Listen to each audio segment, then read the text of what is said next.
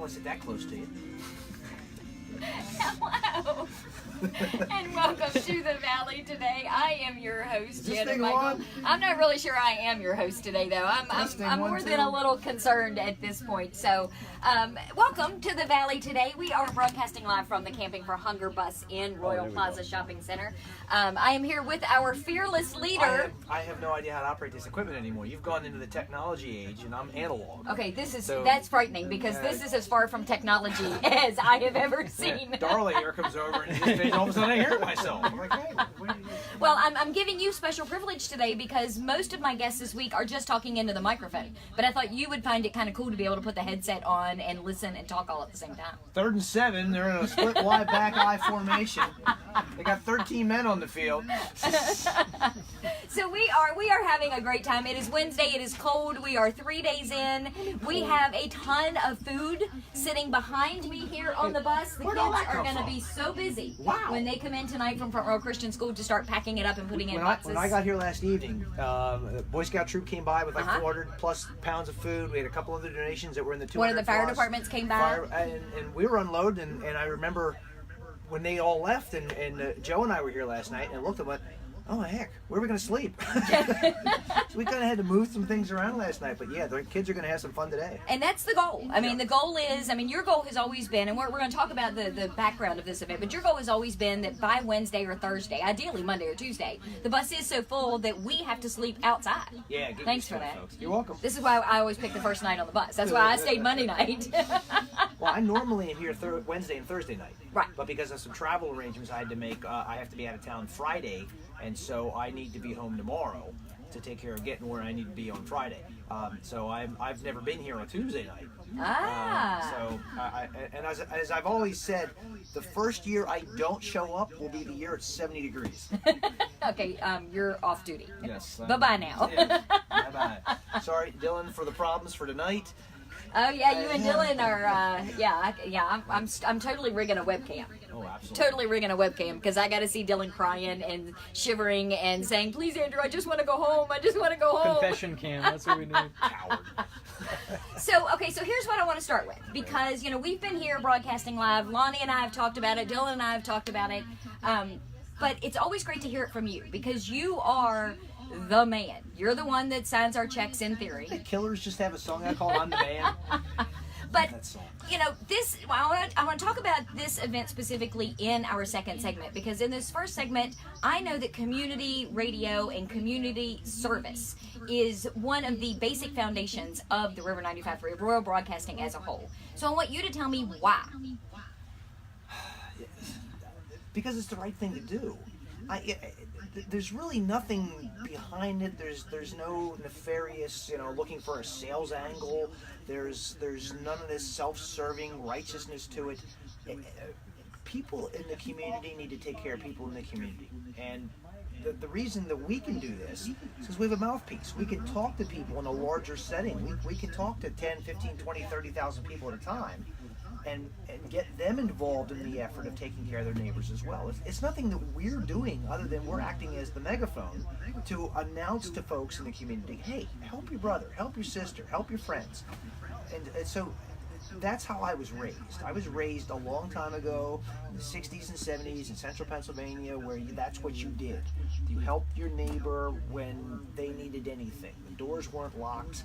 If you needed a can of soup, you walked over, you didn't even ask. You walked into somebody's cupboard and grabbed a can of soup.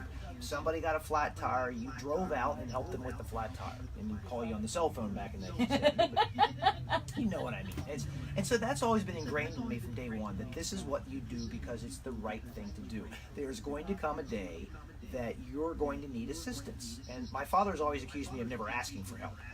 And he's right to a point because that self-sufficiency, that I want to be in charge of my own destiny, I want to be the one who falls on my own. I'm sorry, that's stupid. Well, it's okay in certain circumstances, yes, but sometimes there's a bigger picture that you need to realize when it's okay to ask for help and then ask. Yes, and people need to ask for help, and people ask for help sometimes without asking. And I think we get so cynical because we think people are taking advantage of the system and asking way too much, when maybe it's just we just need to change the dynamic a little bit. But by being there, by people being involved on a regular basis with other people's needs, and I don't mean in their personal business, but it's the person who brings me a bag of food this year who last year was getting a bag of food. That's where this really goes to. Yeah, well, and the thing for me, and that was my thing last year, I cannot tell you how many times people came on the bus and they had a bag that had 3 or 4 cans in it, and they were apologizing that there wasn't 10 or 15 cans in it, but they were so proud of the fact that they were getting food last year, and now they were able to give back, and I just wanted to hug every single one of them. This year so far, my big thing has been the number of kids. You may have passed them in the parking lot. We just had a van pull up where these little kids, I think the youngest was maybe 2 or 3 years old, and the oldest might have been 7 or 8. 3 of them come rolling out. They went with their mother. They helped pick out the food. They were adamant about bringing it to the bus and handing it to the bus. That's what I love to see. The parents that are, like you said, you grew up with this mindset, and it's hopeful that that's still happening.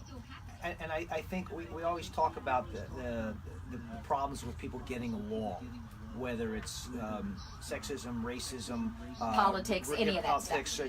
Religious persecution, whatever it is. And the hope is, sometimes you just can't change somebody's mindset when they're in that mindset. But what we can do is teach our children differently, and hope that that is what they bring with them, and they teach their children that this is the thing that you need to do. It's the person who needs a pint of blood. It's the person who needs a can of food. It's the person who needs a little help with their electric bill this month.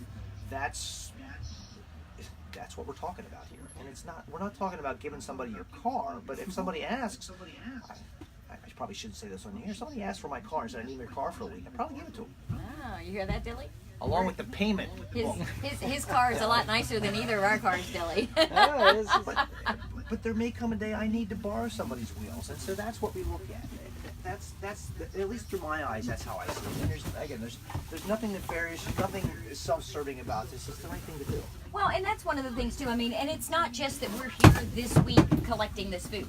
I mean, you are active. We do blood drives. We go out. Randy does live broadcasts at blood drives. We do a lot of other community service things because that's kind of how you've taught us as your staff.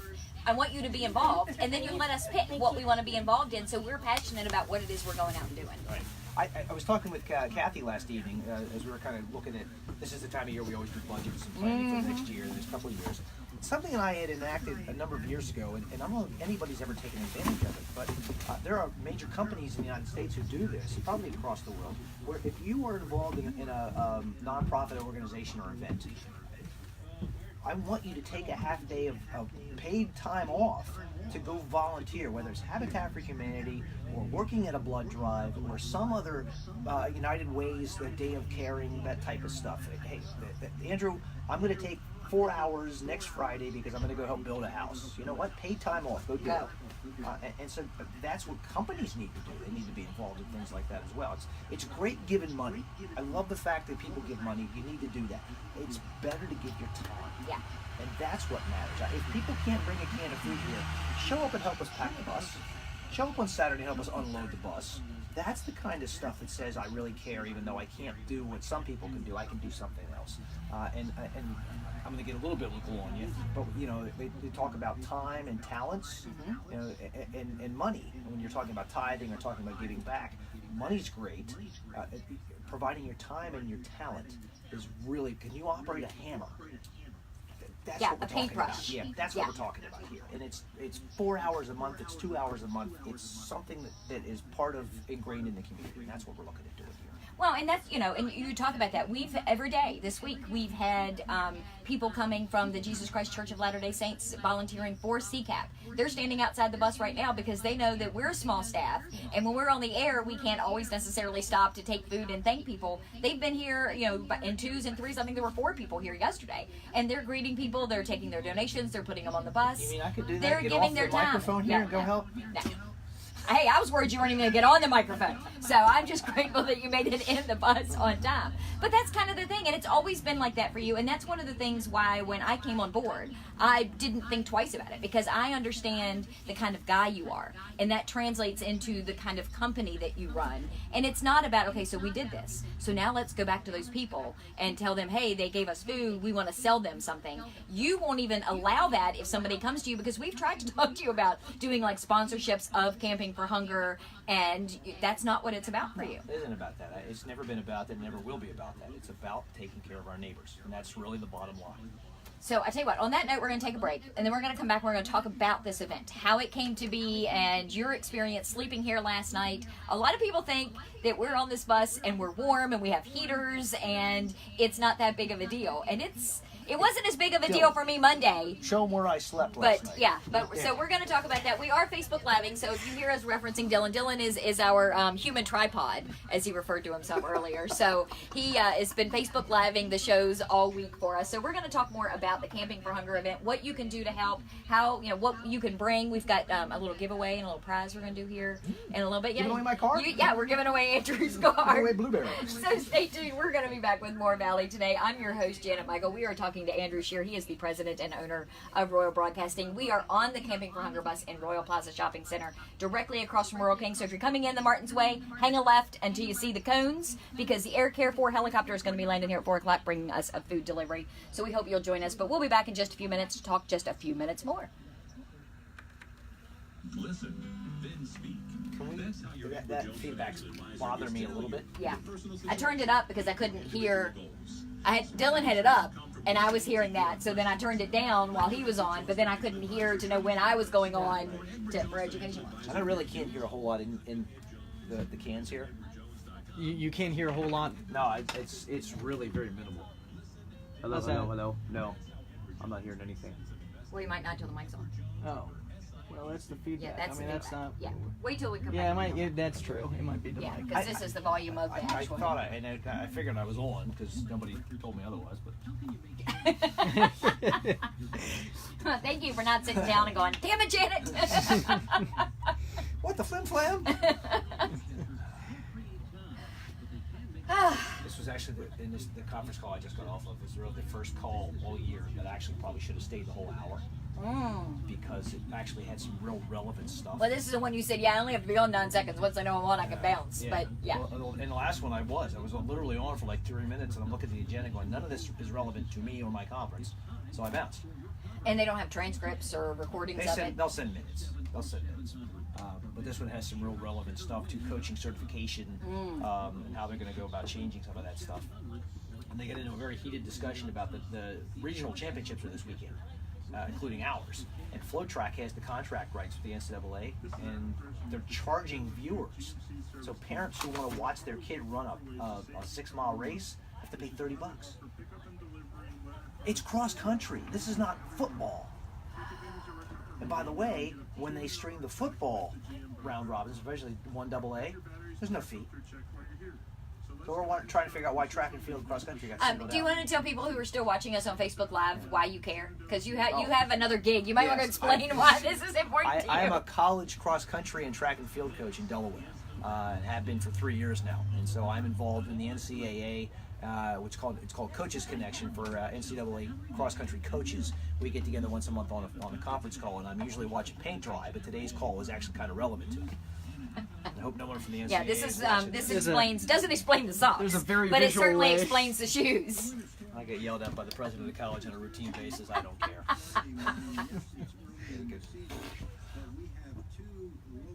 I think you should give Kemp a message when we come back about the weather forecast. I already yelled at him this morning. I was in the office and he popped in and he said something about I hope he wasn't wrong with the weather, and I said I surely do hope you were wrong. Like the first time in 18 years, Kemp. I hope you're wrong. Can you hear better? No. I can hear you. It's just I can't. I'm not. As long as I don't get that feedback, that second delay, that was throwing me a little bit.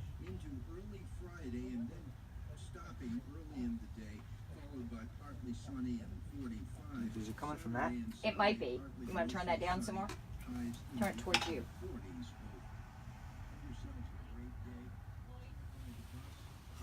Is that okay? Does that bother you? I don't care. Just a human tripod. Welcome back to the Valley today. I am your host, Janet Michael. Don't be touching the buttons. But it works. I paid for it.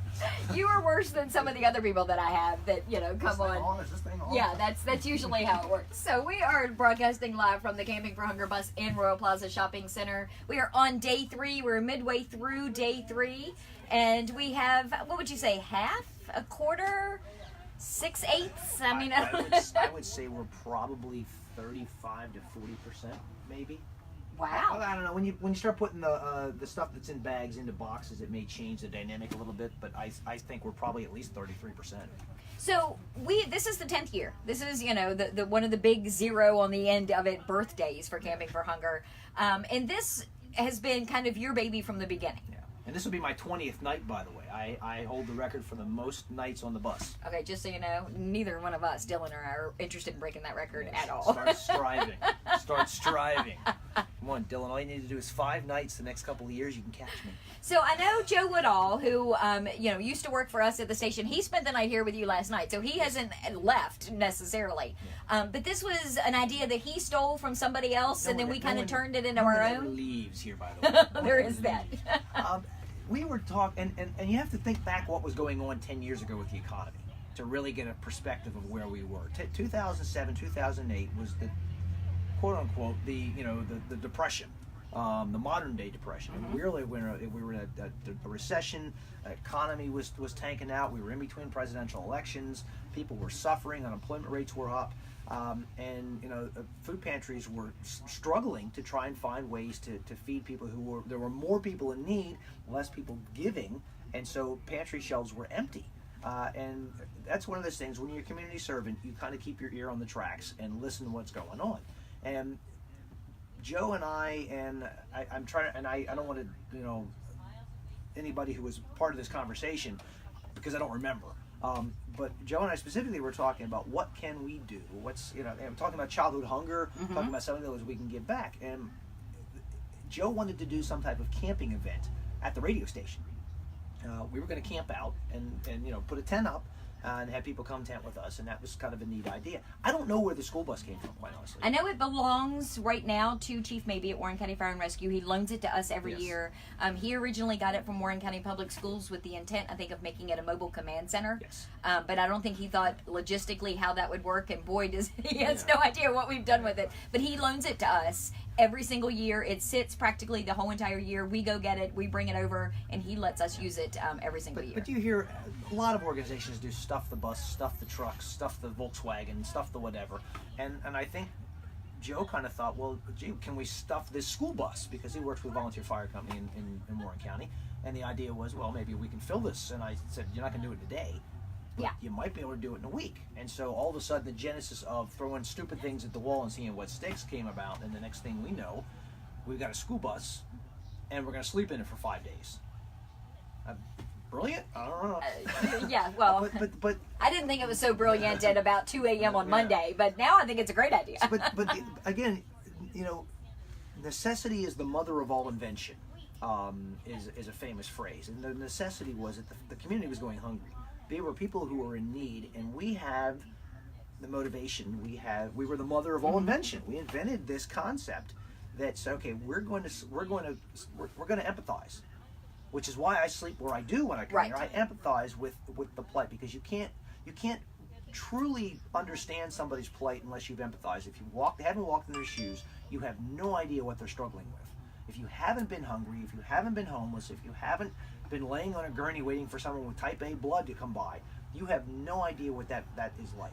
And so part of giving back to the community is great if you can walk by and hand us $10. We love that. But the idea of making sure that you understand what someone is going through. And I've gone through that, knowing my youth. A lot of people went through that. There are people empathize and they understand what it's like to be hungry. And so we wanted to do something that was a higher profile than just stuff the truck or stop by with a can of food at these 2 or 3 locations. And so Camping for Hunger was born.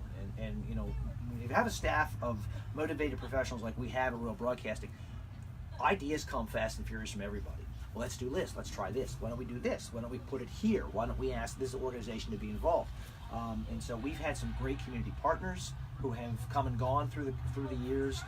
We've had some great beneficiaries who've come and gone through the years, but the stable thing was that we were going to camp.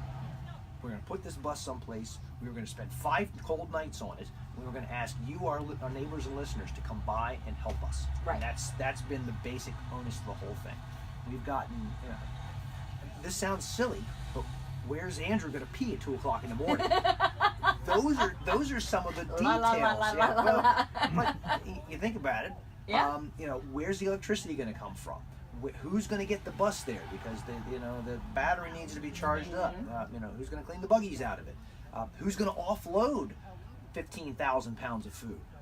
Who's going to get the money, collect the money, account for the money, make sure the money goes to where it's supposed to go? There's a whole lot that goes into that. So the first couple of years, they weren't bumpy, but they were years of learning. Learning curve. We weren't even in this exact location. We were in a mud pit. In the second year, it poured, and I think we had to get towed out of it. I think that's the story Lonnie told me. And Yeah. if you go over, you might still see the tire marks from 8 years ago. And so little things like that. So we've come to this location in this position, and we've been able to be very successful with this because now we have the template. And some things like what's going to happen this afternoon have been added. A couple years ago, we tried to have live music, and it rained. Getting people to package us up and offload. We have the inmates who have now been helping us and extremely helpful in doing that. So we've now become, I don't want to say a well-oiled machine. We're certainly more efficient now than we were 5 years ago, 10 years ago. Efficiency is the word that we're looking for. We're an efficient operation for a radio station staff of 10 people to go do what we've done. Have you added people since I left you a couple of Did I minutes ever ago? tell you about the new board of director? Remember, he's 12. To do what we've done and be able to do that, it's not us. It can't be us. It's a stakeholder. It's a partnership with community. And everybody who's involved. And I couldn't begin to tell you who all is involved because I don't know. Yeah, well, and I'm here every day, and I couldn't tell you because the majority of the people that are helping are the ones that are just pulling up in their car and handing us a bag of food, and they're the ones that we count and depend on. So I tell you what, let's take another break. We come back, we're going to talk about what we need people to bring us the rest of the afternoon. Okay. Does that work? Is that okay with you, Mr. Co-host and? Oh, I'm a co-host today. Yeah, just today I'm taking the hat off. We're done. We are broadcasting live from the Camping for Hunger bus at Royal Plaza Shopping Center. This is the Valley today. I'm your host, Janet Michael. He's just the owner of the station, Andrew Shearer. Dylan is our human tripod on Facebook Live, so you can watch us there and hear what kind of crazy conversation we're going to have now during this break. But we'll be back in just a few minutes. I'm apparently relevant on the 15th and 30th, otherwise known as payday. Which, oh my, look at that. Today's the 14th. That's why you're being nice to me. If this is the 16th, you kick me right out of here. Who are you kidding? My paycheck's already in the bank. I got a notification from Bank Clark County this morning. Must be the Delaware banks. Now, I won't be able to get to it until after 6 o'clock tonight, but the bank told me it's there waiting. Yeah. It's like taunting me. Ha! How long am I going to last before I'm gone? We used to refer to this as exchange day. This is not payday. This is exchange. This is when we exchange the money with the electric company and the gas company and the car that you're financing. Oh, I forgot to do the Valley Health Library. I've forgotten them almost every day this week. I'm sure they understand. Dylan's been doing them, so they've been getting some. Yeah, You've it's been not doing like they're them, right? that big of a sponsor anyways, right? We love Valley Health. Yeah, you're not saying that now until you have frostbite at 3 a.m. And that little critical care thing around the corner still open? Oh, Yes. no, not for you. 12:57. Shut up. And I say that with nothing but love in my heart. Wait, let's get a sense of the stakes here. Yes. That's how close we Yes. That gives me 50 seconds to wrap up and get out. So 1, 2, 5, 7. Don't be messing up. are. And you've got some good competition because Deanna yesterday was watching the clock and heard. knew when to segue into the break. She was She the was bomb. great. So I have to shut up when exactly at 12:57. Yeah. 12:57:50. Lonnie turns us off. Okay. Yeah. Don't even think about it, Aloha. Yeah. Are you kidding? He's not listening. That was what happened yesterday. He was in the middle of doing something on another screen and my music paused before I came back. And I'm like, wait. Oh, that means I have a couple extra seconds on the end. I know how the system works. You're listening to the... That happened my second week on the air. Huh? The Valley today.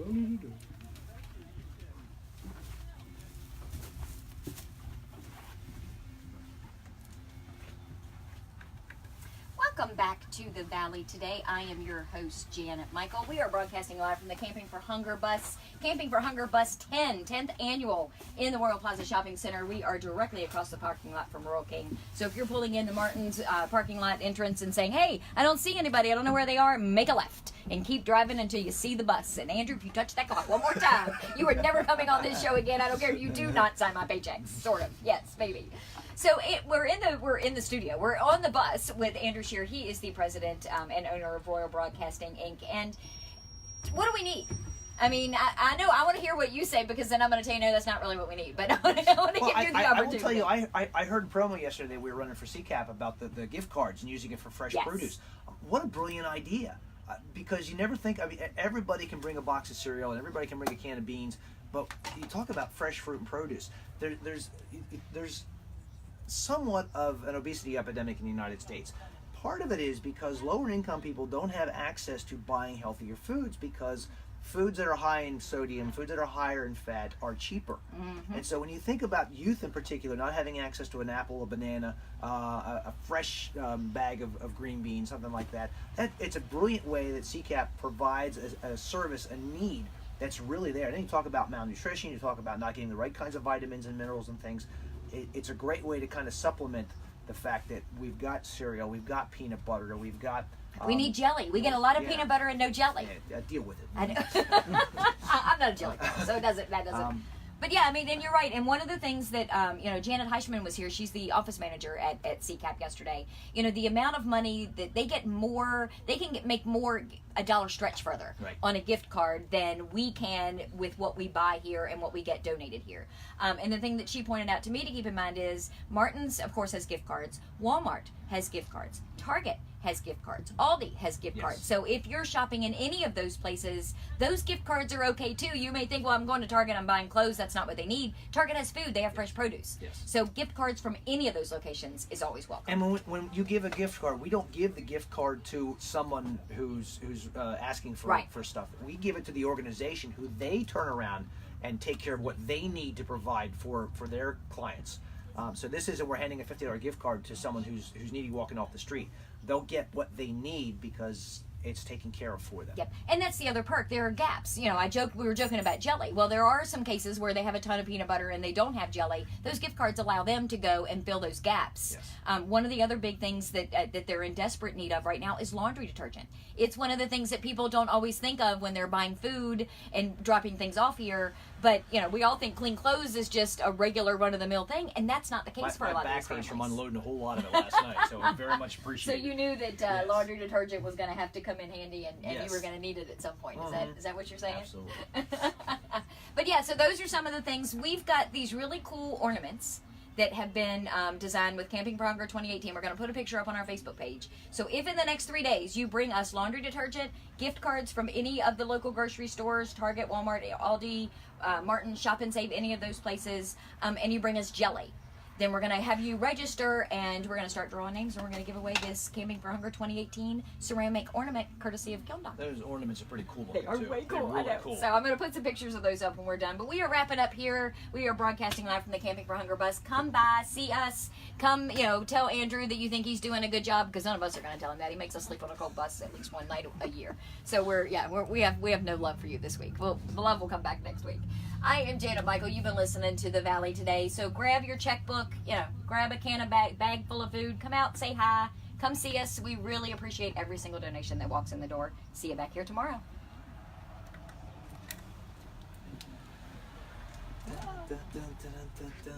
I went over because I turned the music up and heard that Lonnie didn't start my music until 54. And by God, I'm getting my whole minute of music. She's getting that full minute.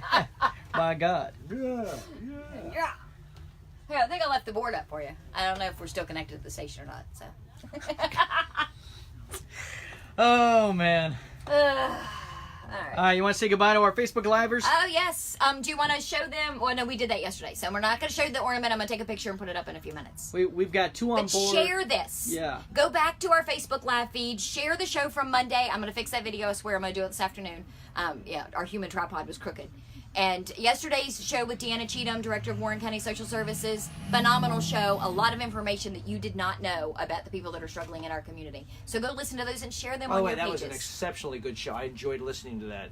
My husband texted Yeah. me it was a good show. Yeah. And he thinks they're all good, Yeah. but for him to say it, ha! He's fixing me dinner tonight. But go share them. Let the community know what the community can do to help the community.